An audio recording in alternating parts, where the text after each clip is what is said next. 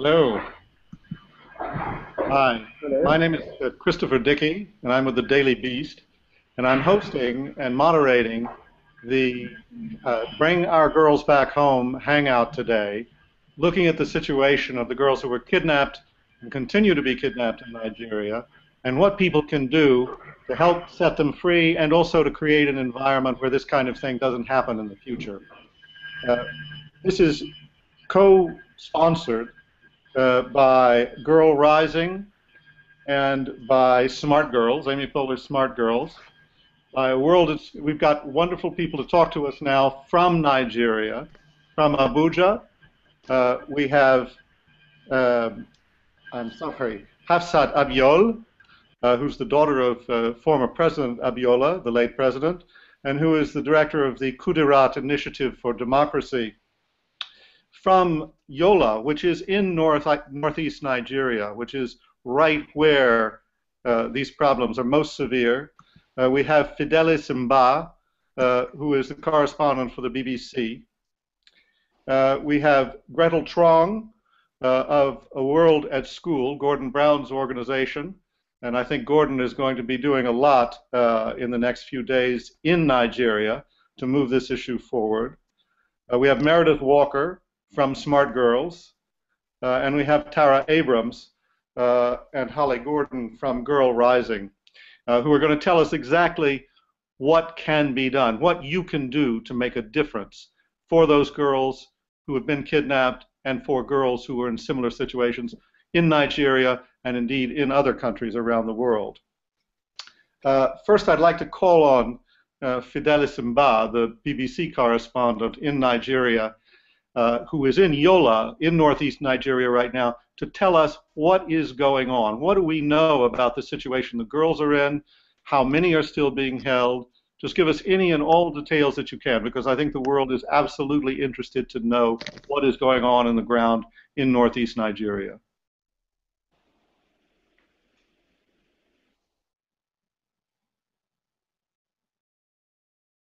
Uh, okay, can you hear me now? I can. Yeah, okay. Welcome everyone to this global hangout. Presently, as we speak, it's not been established how many girls are being held because there are still figures being disputed. The families are saying that that the figure is 234, and the government people have actually, that government officials have come out to say the figure could be higher, which is 276. So, but what we know is that over 200 girls are being held by these insurgents since they kidnapped on the 14th of April. And as we speak, no one actually knows the location where these girls are being held. There are speculations that they could be somewhere called Sambisa Forest. This is a forest reserve that had been used in the past by environmentalists just to safeguard the environment. But now, since the insurgency began in 2009 and more like heightened in last year, that is heightened in 2012, they've made the Sambisa forest their enclave. So most times when they kidnap people or when they engage in a shootout with government people and they are repelled, they go back to this forest. So many believe that these girls are held in Sambisa forest, which is within Borno State in northeast Nigeria. Sambisa forest to this place is not so far. It's just a few hours away from where they were kidnapped in Chibok from their school. And right now, it's been a case of buck passing. The president is saying he doesn't have any much information. During his media chat on Sunday, he was even appealing to journalists to help with information if they have any. The security forces have not been forthcoming with information. The only thing they did was a few days after these girls were kidnapped, they issued a statement saying that all the girls had been rescued. It actually turned out to be a big lie, and since then the military has been very cautious in issuing any statement.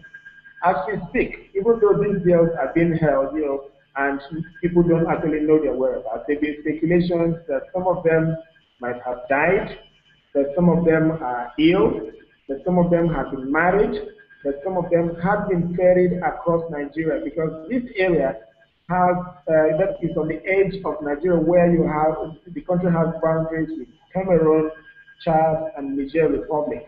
So it makes it very easy because of the porous nature of Nigerian borders. It makes it very easy for these girls or other people to be transported across these borders unchecked because there are various routes which are not manned by security people.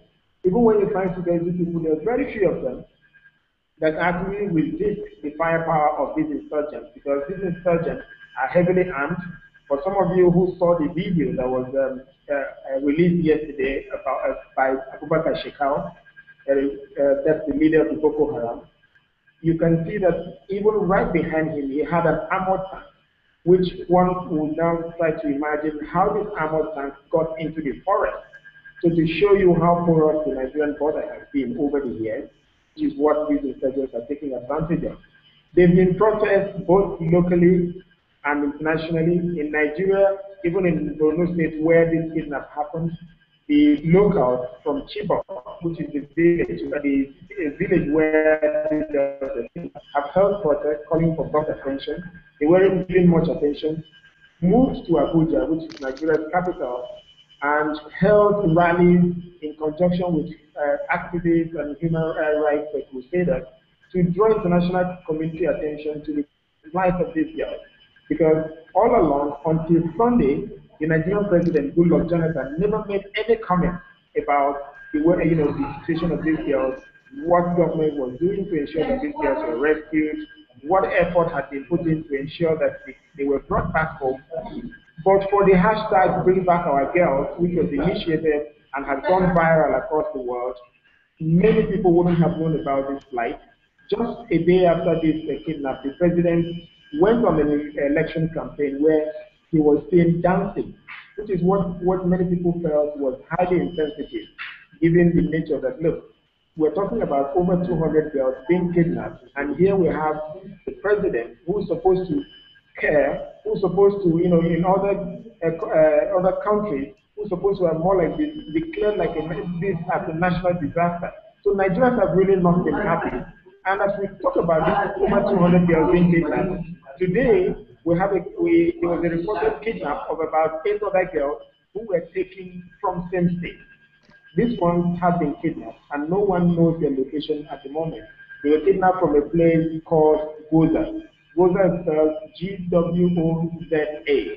So right now we're talking about another set of over 200 girls being kidnapped, and another set of 8 girls who have been kidnapped. This is something that had actually been going on for several months. People being killed every day, people being kidnapped on a daily basis. But it did not attract international attention as much as this one because this involved kids of between 13 and 16 years, which is why many Nigerians are worried that, look, this could have been my daughter. Some of us had to even, beyond our journalism responsibilities, now take it like something of a sort of campaign to start talking about it because it's something worrisome. It could have been your own daughter, it could have been my own daughter. It could have been your sister, it could have also been my sister. So it's a sort of concern. Government is just saying they're doing their best to make sure that these girls are rescued, but nothing significant has actually been demonstrated to Nigerians that these girls will be brought back alive. And with reports of some of these girls being killed, which has not been confirmed, it's also increasing tension, especially among the parents who are worried. Some of them are in Abuja. Some of them who even went to protest yesterday were arrested, reportedly on the orders of the wife of the president, because she claims that some of them were not cooperating with government in terms of providing answers that will help to the rescue of these girls. But then people are saying, is this the fault of the parents that these girls are being held? These parents are looking forward to their daughters being released back to them. And now you're even compounding issues by arresting some of them.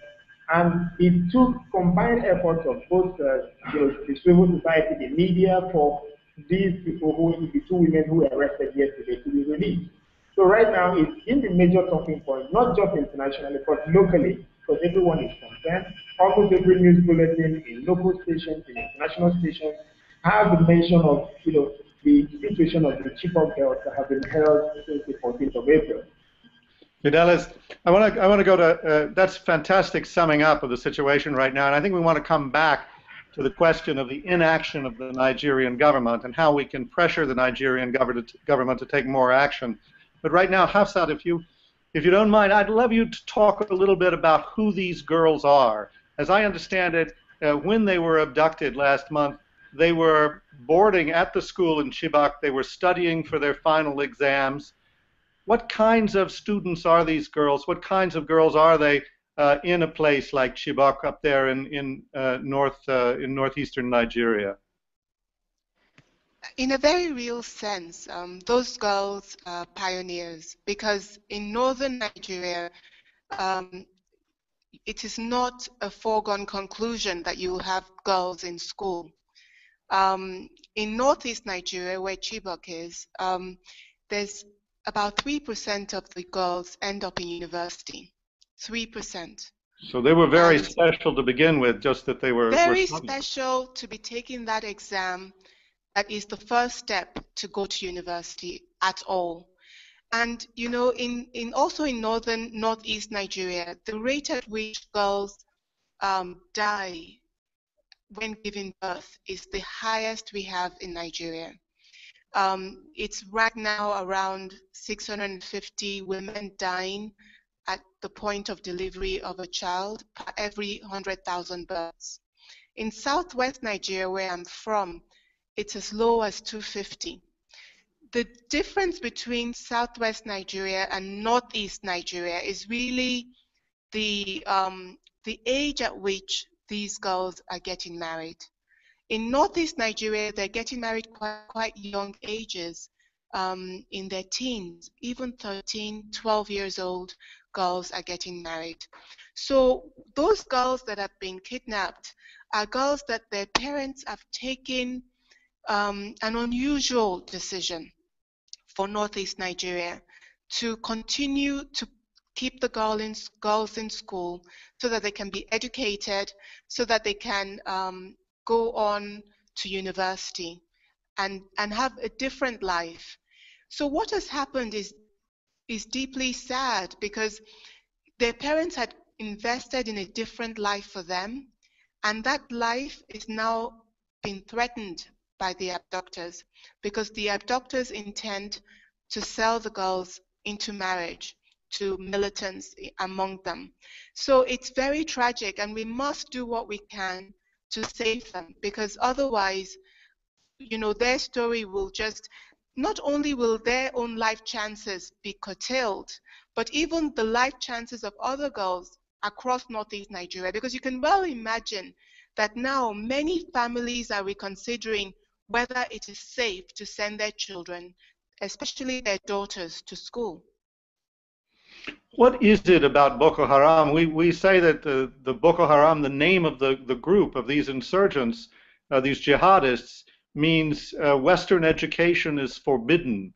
Do they have a special hatred for the education of women? What are they trying to prove here? I think they have a special hatred for education in general. A lot of the rank and file of Boko Haram are what we call Almajiri in Nigeria. Almajiri are young children whose parents send them out, young boys whose parents send them out of the home to go and beg and to study under a Muslim cleric. So these are not children that will go to a Western school.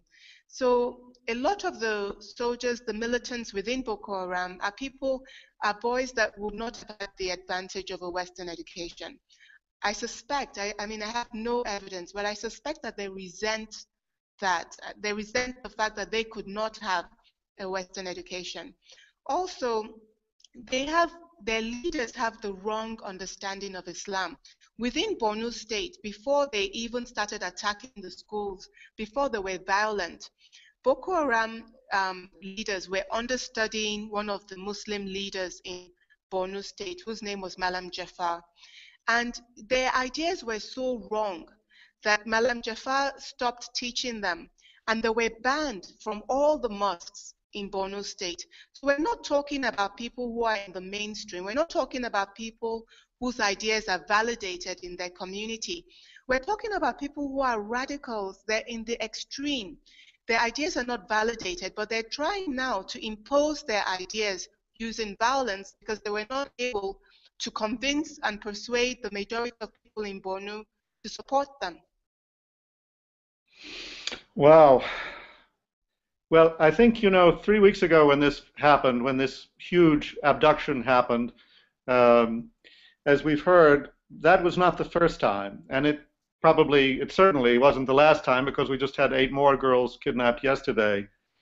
I think a lot of people want to know what they can do to raise this issue globally and really put pressure on the governments that are involved that might be able, if they would do something, to do something. I wanted to ask Gretel Truong at The World at School how she sees this Bring Back Our Girls campaign growing and functioning right now. Yes, thank you, Chris. It's been an incredible response, but as you know, we are 3 weeks out from when the girls were initially kidnapped. That's just hitting, and I hope not the peak, but just the beginning of international pickup in terms of media, in terms of awareness, and in terms of advocacy and people taking action. And I think it's largely in part to social media and the voices of the mothers and the fathers and the brothers and sisters and colleagues in Nigeria who held in-person rallies and who really started to speak out, asking for help, asking for the government, but almost anybody, to start to take action to find a way to find these girls. And that picked up online via Twitter, via Facebook. People started using the hashtag Bring Back Our Girls or Bring Back Our Daughters. And that really took a force. People really wanted to do something. People started to retweet. People started to talk about it. And people started to outcry. Why, with 200 plus girls missing, has nobody really spoken out about this? As we've seen many other international tragedies take place where youth or people go missing, it's often a huge media storm. But with this, again, we're 3 weeks out, and we're still just beginning to move this needle. 1 week ago, when there were really rallies held all around the world in Nigeria, but also in London, D.C., New York, all over the place, it really started to paint a picture that people care. And with this being online, not only all of your tweets have really impacted people hearing, whether it's Questlove or Common, Taraji P. Henson, Hillary Clinton, our own founder, Sarah Brown, have been talking about this issue because you guys have been the ones out there tweeting. If you think for a second that people aren't listening, people are. As somebody who monitors a couple of feeds, and I'm sure Girl Rising and any Poehler Smart Girls can say the same, is like, we're listening. We see that you guys care. We see that you guys want to do something. You see that you guys want to learn more about what the situation is happening in Nigeria and how people are taking action. It really does make a difference. So it's been because of you, and even our reporter on CNN yesterday said, we've read your comments on Facebook. We see that you guys care. They've sent more reporters down on the ground to report from there. It really has made a difference in terms of being able to make this an international issue, to put this on the nightly news, to put this in the papers. We've had Nick Kristof just write a report this weekend. Malala has come out in support of the girls, and obviously Sarah Brown and her husband, UN Special Envoy Gordon Brown, are on their way to Nigeria this week to meet with some of the leaders down there to talk about these issues and to even bring your voices. On change.org, there's been a petition that now has over 300,000 signatures. And that's been led by the digital advocacy that you guys have put together. And it's about also rallying together with all these different organizations as partners, with Girl Rising and the Smart Girls, in order to, again, make a difference. Great. Let me ask you a question. Gordon Brown and Sarah Brown, they're on their way to Abuja right now, to Nigeria right now, to the World Economic Forum. Yes. A lot of leaders are going to be there. Good luck, Jonathan. The president of Nigeria is going to be there. The man we were talking about is not having done very much to rescue these girls. Is Gordon Brown going to go in there in a stronger position because of the social media campaign, because of the kinds of things that you're talking about, when he brings this up with Good Luck, Jonathan? Absolutely, because we have hundreds of countries supporting this now. Because of the online advocacy, there is without a doubt, there is proof that you guys care. people around the world care, and that there's pressure now to take action, because if these children aren't found, if these girls aren't found, there will be, I think, something that will happen that will cause people to really outcry, saying that, you know, action must be taken, not only for this to never happen again, but so that, you know, girls and students are protected around the world. Listen, I want to talk. Meredith, are you there from Smart Girls? I wanted to ask Meredith Walker what people can do.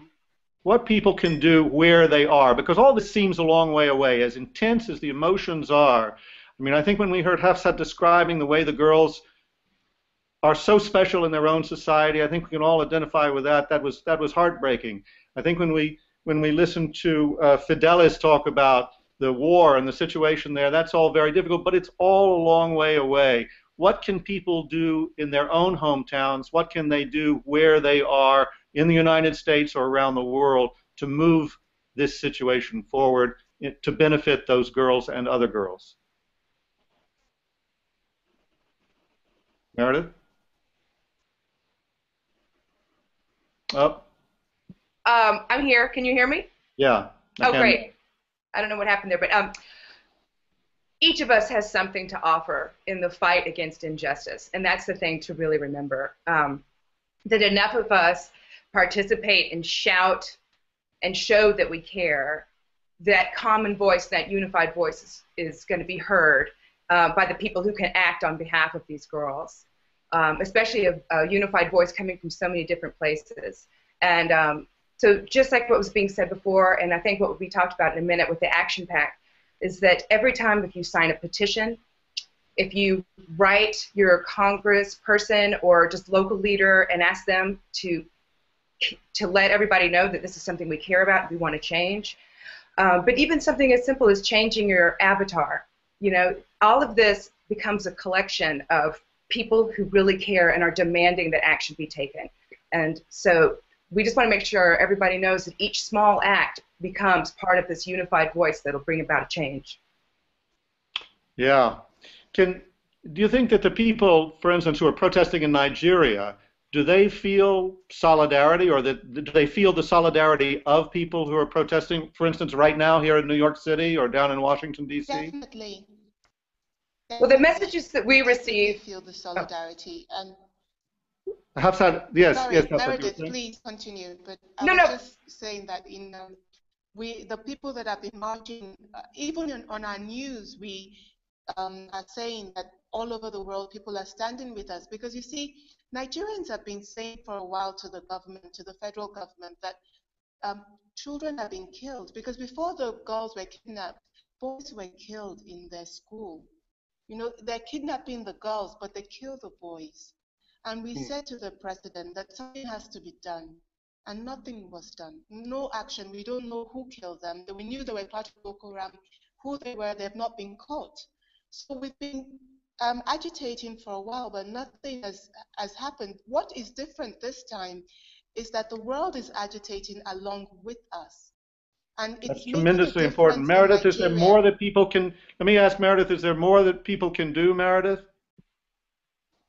Well, for sure. What people can do is organize rallies locally, and there are lots of ways to get help doing that. But and then pay attention to the great rallies that are going around in every town.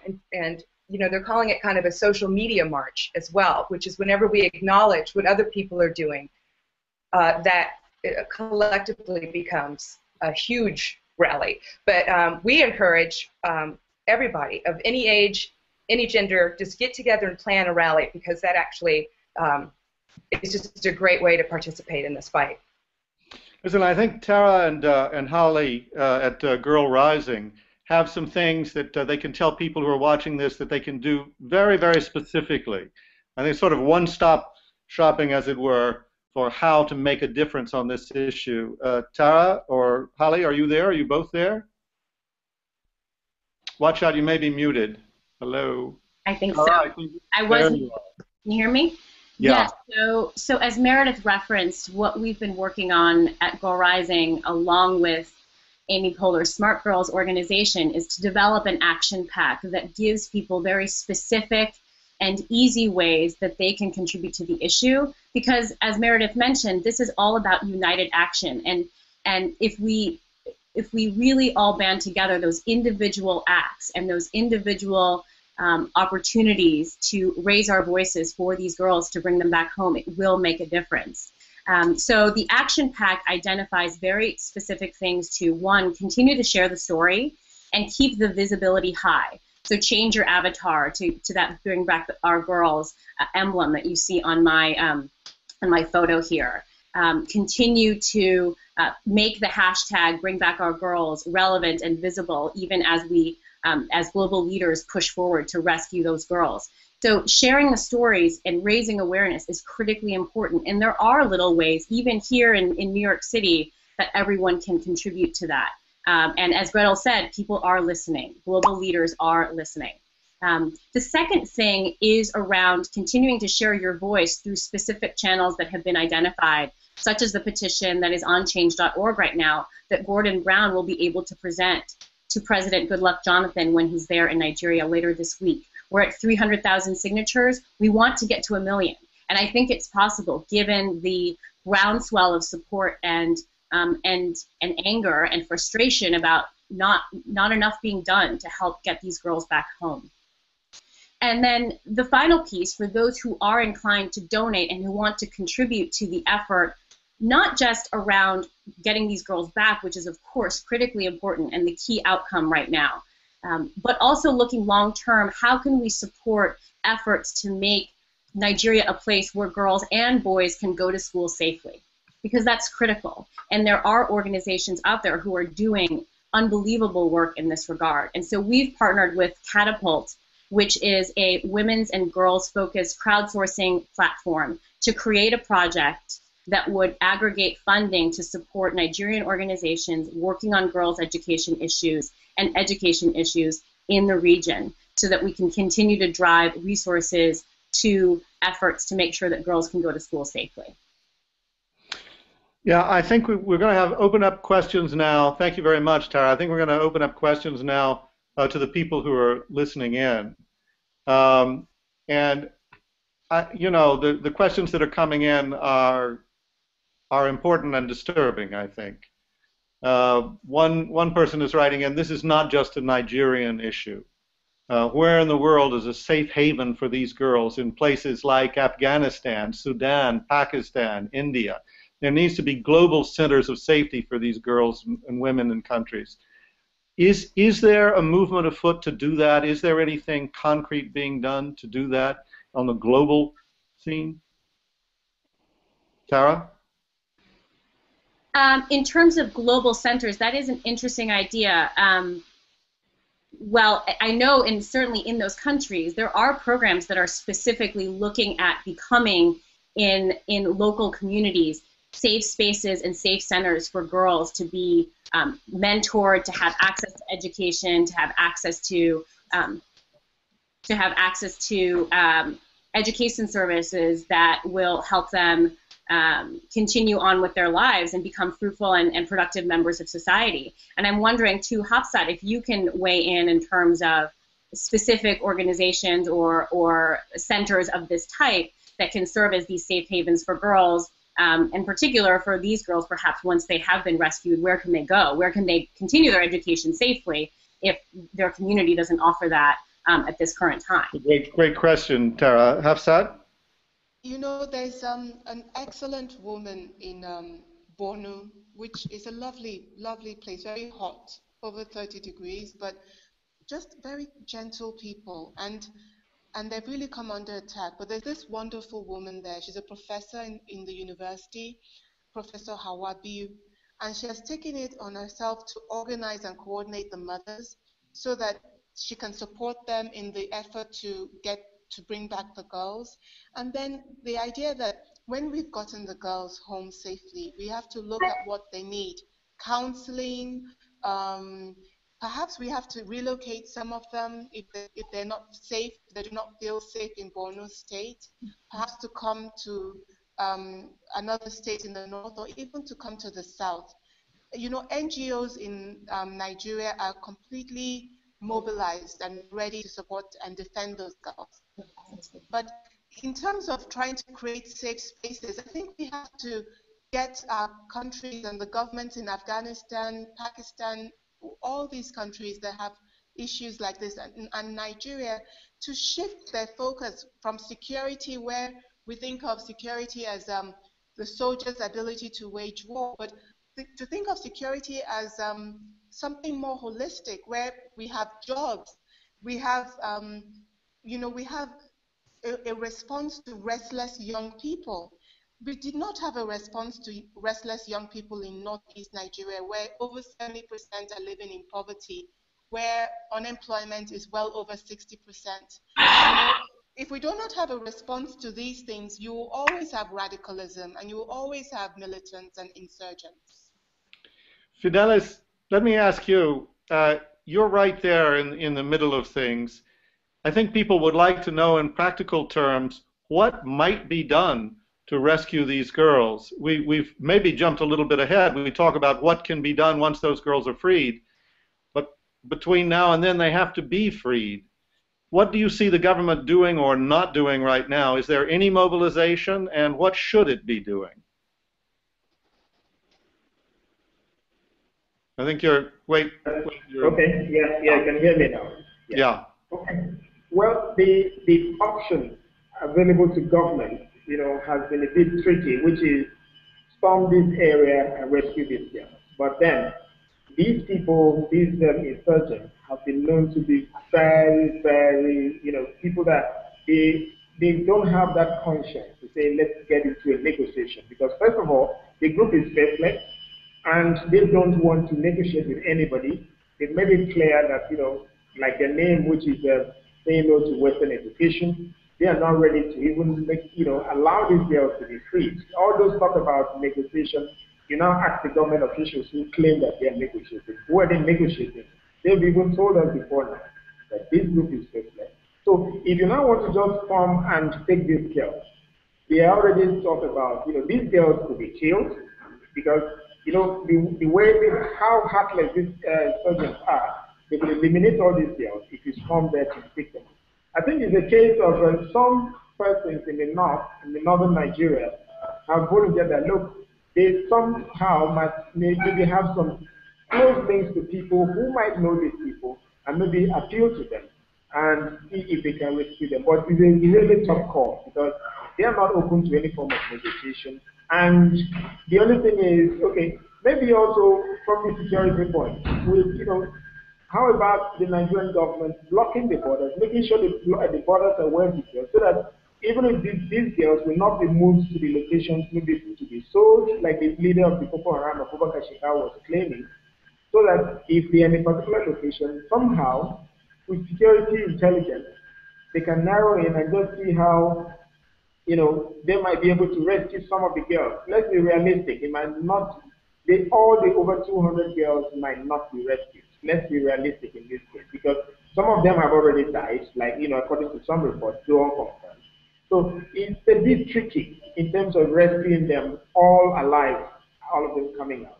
And then now talking about, like what Hafsat mentioned earlier in the conversation, it's difficult convincing girls to go to school, for parents to allow girls to go to school here. And now some of them who are already in school have been threatened, kidnapped and all that. How do we even ensure that after this, even if these girls are all rescued, how are we sure that other parents would allow their girl child to go to school? Because in this part of the world, culturally, and also some of them say it's religion, but it's more of culture, because there's nowhere that Islam preaches that people should not go to school. So culturally, some of them are not so giving into allowing their girls. They feel that, okay, some of these girls get married as early as 11, 12, and they're giving out in marriage. So all they believe is, some of them believe is, okay, give out these girls, they get married and they settle down, make babies, and they get sick. Because many girls, or rather women in northern Nigeria, don't work. It's their husbands that work. So it's a case of why rescuing these girls also, we should also be looking at what should be done in terms of sustaining effort to ensure that girls will be able to go back to school, or the parents will be encouraged to be able to send them to school. I put this out for Hafsat, for Fidelis, actually, but for anybody, the American government has said it will get the FBI involved. Is that going to be helpful? That is welcome, Christopher. I was talking to some people in the police forces here in Nigeria and also some people in the army, and I wanted to ask them if they would welcome the international assistance that our president has called for, and they said they would. And we need it. We are aware that we do not have the capacity within Nigeria to rescue these girls. You see, it's one thing if we were to attack the militants or the insurgents. The goal is not to attack the insurgents, but to get the girls back safely. Because that is our goal, I think the Nigerian security agencies are not well trained in that kind of operation. So our president has already appealed for international support on this issue. And for those of you that are calling on your leaders in the United States and beyond, that's something you could do, is to really encourage them to give us that assistance so that we can get those girls back home safely. But again, Hafsat, if I can jump in here, you know, the Pentagon issued a statement yesterday saying, you know, they are willing to offer Nigeria any form of help. Until last night, when the Minister of Finance, Ngozi Okonjo-Iweala, was on Richard Quest's show on CNN, where she was saying, okay, we welcome any form of support. But the Nigerian government has not been forthcoming in terms of requesting for international assistance. So even if countries globally are willing to offer any form of assistance, how ready is the Nigerian government, in the real sense of it, to accept this assistance? Because imagine this happened on the 14th of April, and up till now, we're still talking about whether there will be assistance or there will be no assistance. And we're already hearing reports, negative reports about some of the girls dying and some of them falling ill.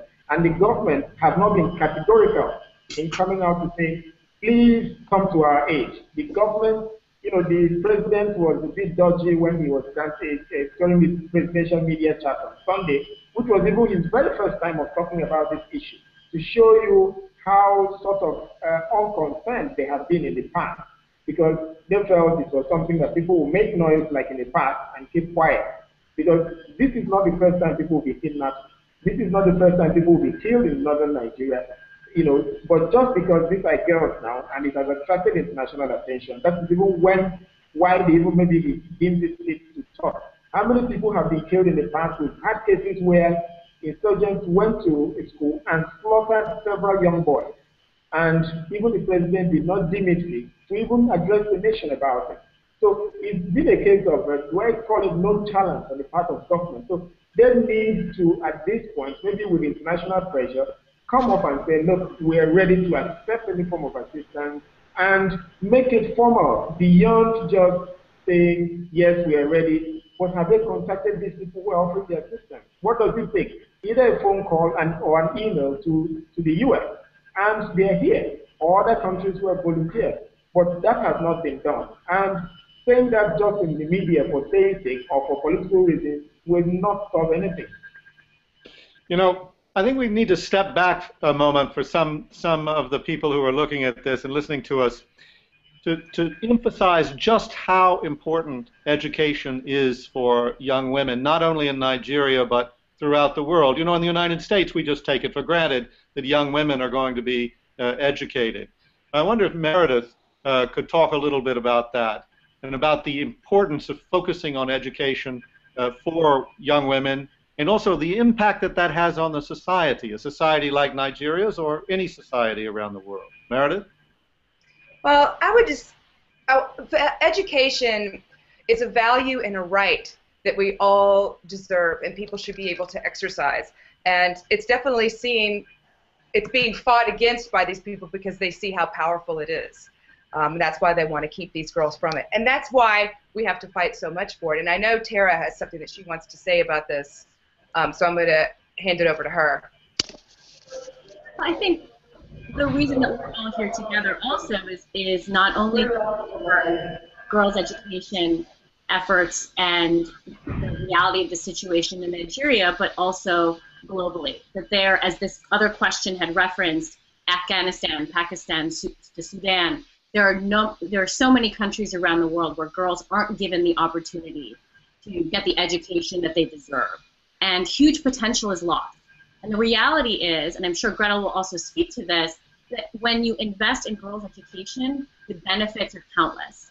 The girls who go to school, marry later, have fewer children, are healthier, earn more money, and they reinvest all of that back into their communities and into their country. So this is why this is something we have to protect. We all have to come together to protect girls' rights to go to school, and certainly to go to school safely, but to have the opportunity to go to school rather than being married at the age of 10, to go to school rather than going out to work when they're 12. Because the benefits have been researched and are tremendous. And that's the potential that we want to harness and unleash in countries like Nigeria, but also other countries around the world. No, absolutely, Kara. No, I think we're going to see the ramifications for this for months and possibly years to come. In terms of an example of why it's important to protect education, and as Tara was saying, that giving a girl an education has the benefits for generations. It benefits her as a mother, as a wife, as a member of society.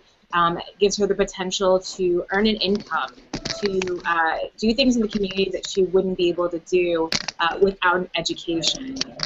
And as we've seen, it's not just girls and boys as well.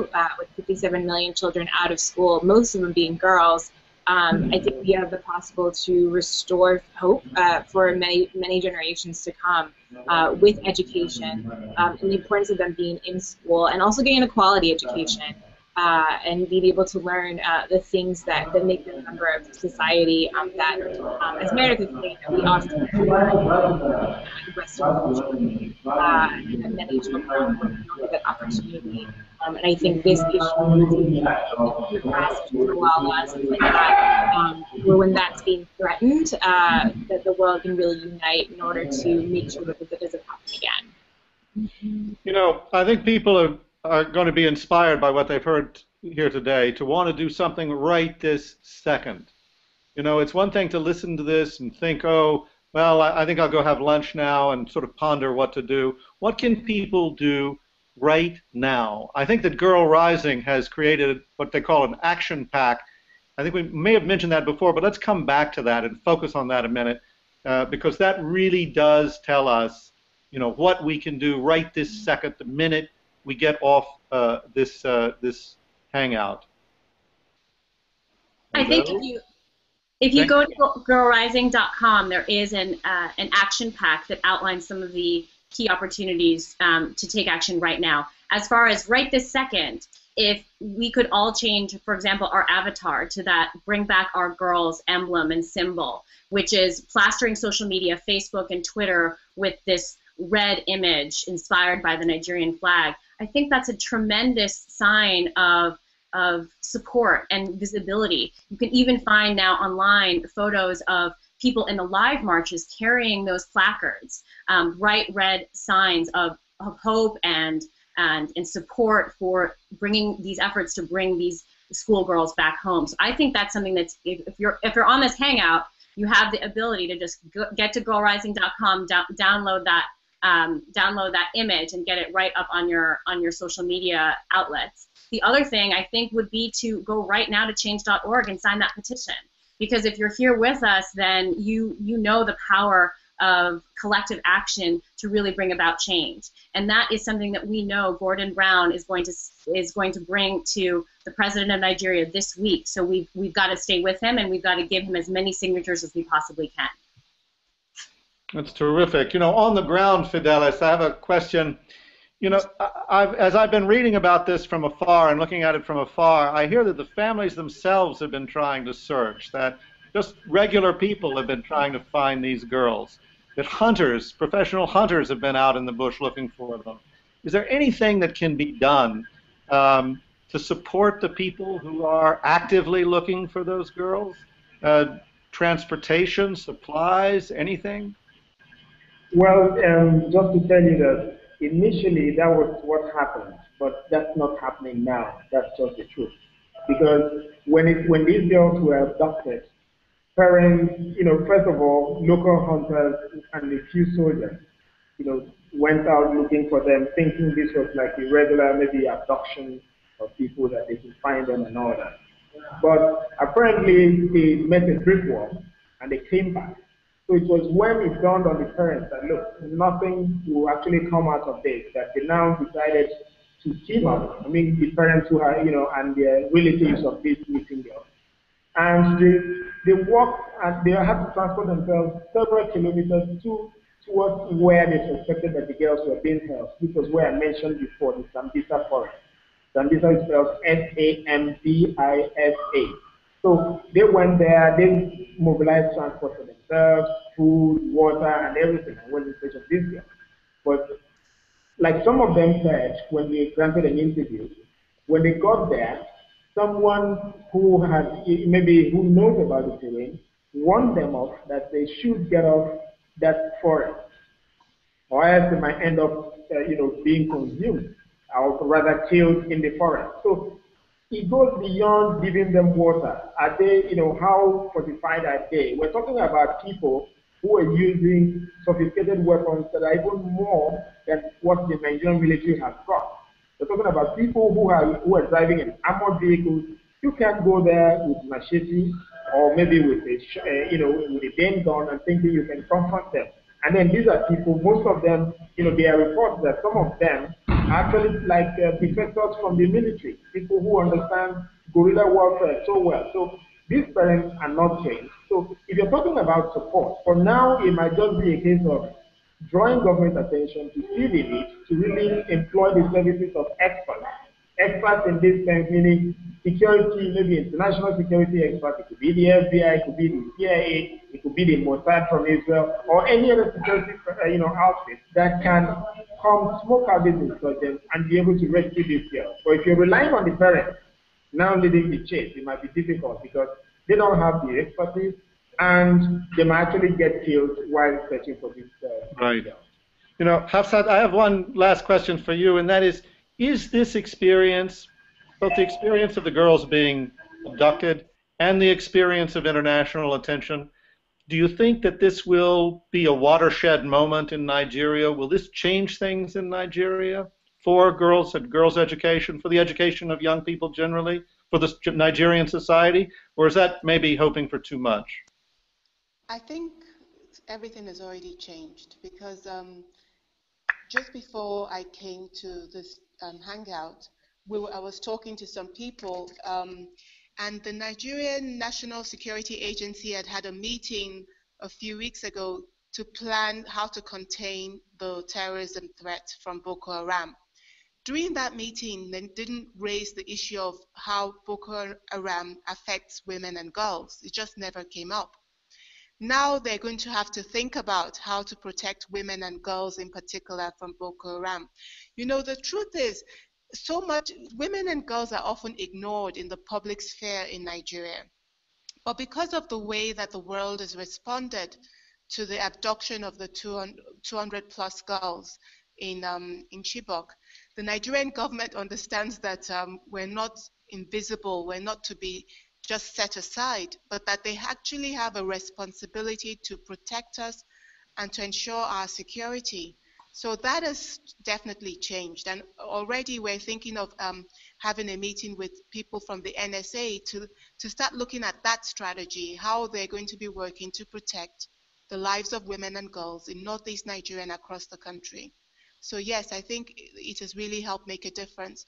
Christopher, I'd just like to also thank the girls who have been doing all that they've been doing, to thank them for not just being consumed in your own life, and for remembering our girls here as well, and for understanding that they are just like you with dreams that you like, just as you have, and for standing for them, for being their voice in the global community, and for making sure that because of your voice for them, our own leaders here and your leaders all over the world will not just set them aside.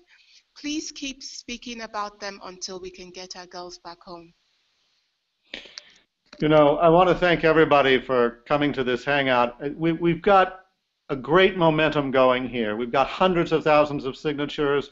We have, I think, millions of people will be tweeting about this around the world. This has driven media coverage around the world.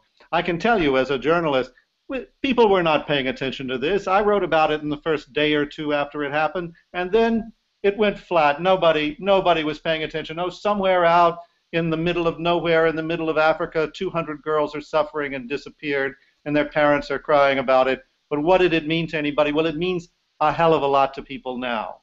It is really happening now, and it's not just this issue.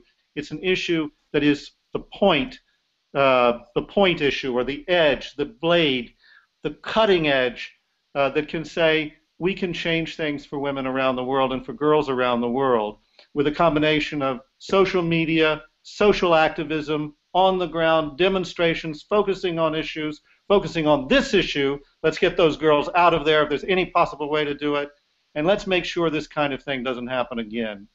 I think if people want to continue this conversation, they've got a bunch of places that they can go associated with this hangout.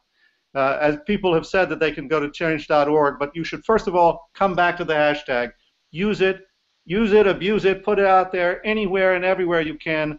Hashtag bring back our girls. You can also go to @GirlRising on Twitter. You can go to Girl Rising's website, and you can go, of course, to Amy Poehler's Smart Girls. Now I have to tell you, this is hard to do verbally. Smart Girls is @symbol SMRTGRLS, Smart Girls. So go there too, tweet there too, get the message out, get the girls out, and let's make sure this kind of thing never, ever happens again in Nigeria or anywhere else. Thank you very much for joining this hangout.